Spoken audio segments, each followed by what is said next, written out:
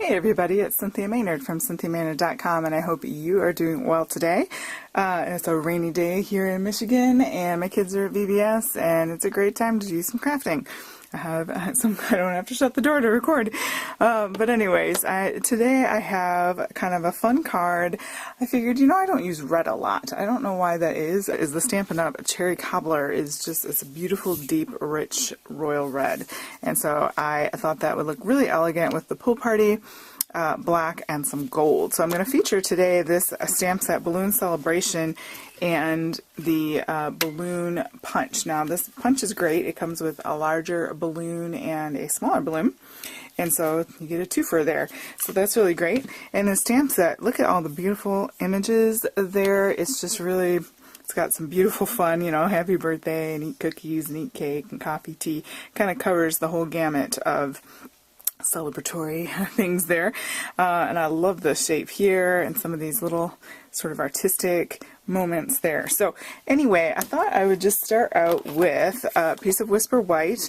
We're going to make an A2 size card today, and this is from the Eastern Palace DSP. This is one of the specialty papers. It's not double-sided, but it's got that beautiful gold foil. And I just thought it'd be the perfect little bling to go with my gold glimmer paper balloon that I cut from the punch. This is the larger one. Super cute. And what else have I got here? I've got some pool party ribbon from our new catalog. Beautiful, beautiful ribbon. I have some circles here that I cut out with the layering circles. I did one in basic black that was a little larger than the cherry cobbler. And the cherry cobbler circle used to look like this, okay, and I ran it through the leafy embossing folder with the garden suite that I can't remember the name of right now, but it's got beautiful, beautiful, beautiful paper, and it's a beautiful embossing folder. So I ran it through there, and then I just snipped with my scissors the circle kind of almost in half, not quite, because I'm using this on a little treat bag for another project, so that is going to coordinate like that, so that'll be an upcoming video. But anyway, for this card to go with it, I'm going to use that. So almost looks like a little mouth, I don't know. So I'm going to start off by just adhering this down. I'm going to use tear and tape because this is foiled. I just want to make sure. It's probably overkill, but I'm going to do it. Let me go ahead and get that on here. Just on the wee edge there, I want it to peek out on the side of my paper there. So literally, tear and tape, you can tear. And give that a burnish, and the paper will come off much easier, like so. Alright, and then we're just going to carefully line up the edges. I want about that much peeking through. Now this was a pre-cut piece. I often will pre-cut some basic card bases. So I'm going to go make this finished piece now an A2 size card on my trimmer. I want it to be 4 1/4 by 5 1/2. One balloon that is this gold glimmer paper, and then one balloon we are going to heat emboss with gold embossing powder. So I've got the stamp from the stamp set. I have the larger outline balloon, and then I have this filler in here. So I'm going to do a two-step stamping process there, and let me see, just got a piece of scrap black Versamark is a nice sticky ink, and let's see, my punch goes that way, so I'm going to do it this way. I'm going to do a couple of them while I'm at it because I'm probably going to use one on my treat bag, so I might as well do the work now rather than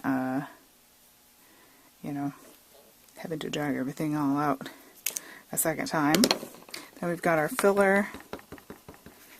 You can kind of see, if you can't, you could do the embossing,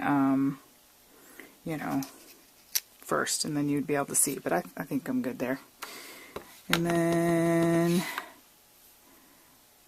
at least I think so. My head's not on the camera there. Alright, yeah, that'll be fine. And then you just want to get something to catch your embossing powder underneath. Sprinkle it on.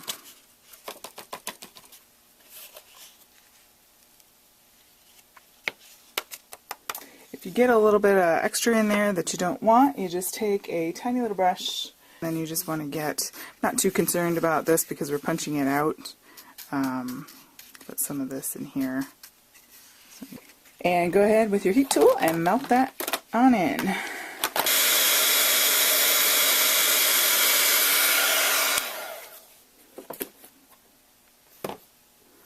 Alrighty, gorgeous. I love black and gold. I'm like a black and gold addict. Then you just want to line that on up in there. Do it with my head. And then give it a punch. And then I might as well punch this one out. You got a little black balloon you could save. Great punch to have. You can do it out of vellum. You can do all sorts of things. So that way we have matchiness going on, but we have different elements, if that makes sense. So I'll bring our card back in here. I'm going to go ahead and adhere down this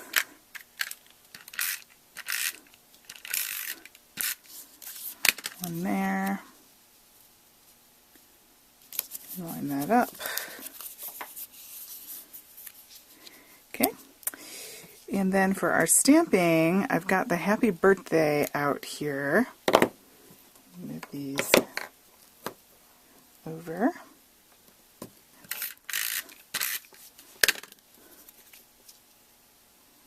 Not a ton overlapping, but just a little, just to give it, if it's too boxy almost, you know, it's just more interesting if you layer, you know, like that. Alright, this is just going to tie around the back like so. So we just need a length that is slightly longer than the card. We want our little, let's see here, so about here and here, so that when we put our ribbon across the front and we flip it to the back, it will adhere. Then you have that piece of ribbon, and I love that pop of blue, something a little unexpected, but very trendy and super cool. And so for this, we're going to kind of, actually maybe we'll use our little black one. Let's see. I'm going to put my little balloon down there, like so. And these two I'm going to pop up on dimensionals. Texture, dimension, all of these things are important for added interest. So we're going to put that there.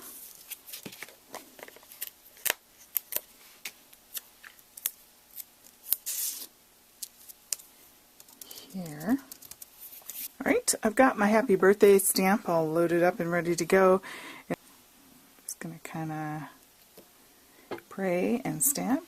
Okay, we did it. From our label punch, of course, you could just cut a banner if you don't have that. That's certainly not the end of the world. And I should have left this out. Happy birthday and eat cookies. See if I can do this. I might have to put my head here, folks. Let's see. I'm going to put it toward the right.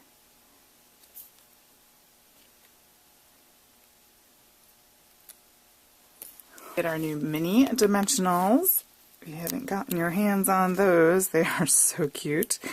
Make sure I got the right end here. I'm going to go ahead and put 3 of them on there, and that's just going to tuck behind our little balloon there. Just behind that golden balloon. Probably should have done that first. And put that along just like that. That's what we have so far. Okay, so I have my card base here, and I've cut it slightly differently than I usually do. I have doubled the 4 1/4 side, so I have 8 1/2, so it's just that 8 1/2 piece of paper cut in half. So 8 1/2 by 5 1/2. And then if you square that and go ahead, and it'll fit your card base. And I just love those colors together. Pop this up on foam. You use your dimensionals. I'm just going to use up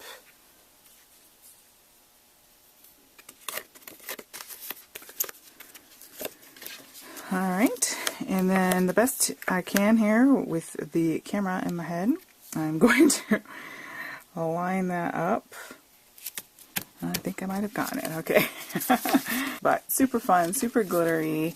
This is still light enough to write on, in my opinion. If it is not light enough for you, you could put a piece of Whisper White and cut it to slightly smaller than this, and then you would have a space to write in there. So that's not a problem at all.